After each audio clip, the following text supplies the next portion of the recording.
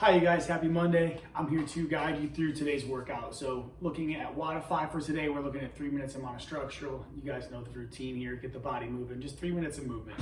After that, let's go into some mobility and prep. Today being that we're gonna be looking at some snatch and ground to overhead, I feel like it's gonna be important to spend some time on overhead, waking up these scapulas. So I might, in class today, I'm probably gonna include like some plank to down dog, some scapula push-ups, maybe if you have a dumbbell at home, just some overhead carries or shrugs, arm circles or the thumbs up, thumbs down, great. Pat yourself on the back.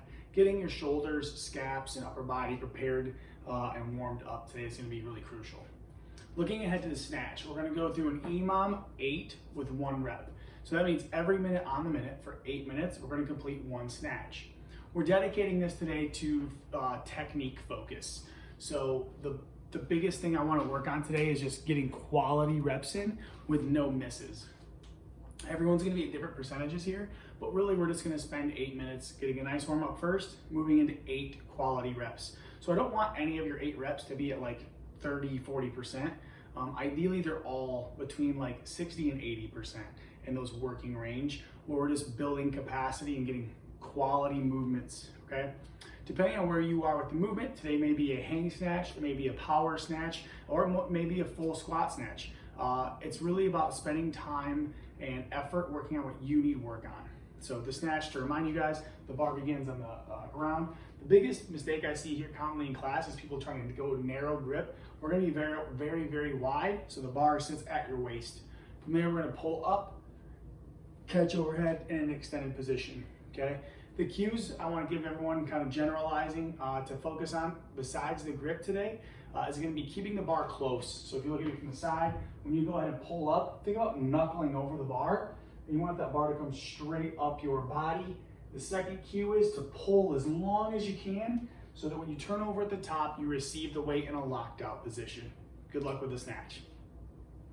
After that, today we're going to turn up the juice and get our bodies moving and grooving. We're gonna go through 6 rounds. So first, that's a lot, but 6 rounds, and we're gonna rest 2 minutes in between each round. Within the working time today, we're gonna go through 6 bar-facing burpees and then 6 ground to overhead. This can be with a barbell, with a kettlebell, or with a dumbbell. Next, I wanna talk about that we're gonna increase effort for each round. One of the hardest things to understand as an athlete, besides pacing, is how do you go faster while you're simultaneously getting more fatigued. So we're going to need to be really in a cohesive mindset with our body here. Like really check our ego. And the first round can feel easy. That's okay, because we want to get faster for 6 rounds.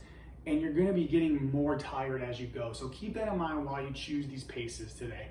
The 6 bar facing burpee, we're gonna be perpendicular to the bar, get flat, hop up and jump over the bar. And then the 6 ground to overhead, depending on the equipment that you're using, could be a power snatch, it could be a clean and jerk, it could be a single arm snatch, or it could be a single arm clean and jerk. If you're going single arm, it's still gonna be 6 reps, ideally 3 per side.